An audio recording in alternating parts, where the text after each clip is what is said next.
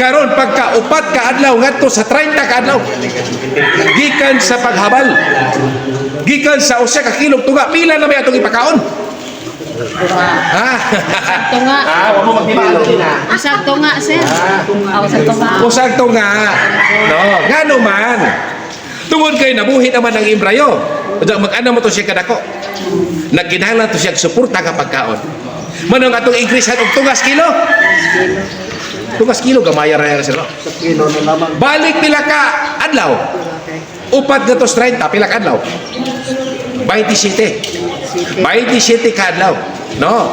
Kay 30 minus pila? 3. 27. 27. So, sulod sa 27 days, ang imong ipakaon, pila ka kilo?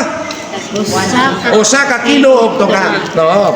Aron nga masuportaan ang pagtubo sa imbrayo sa mga baktin. No.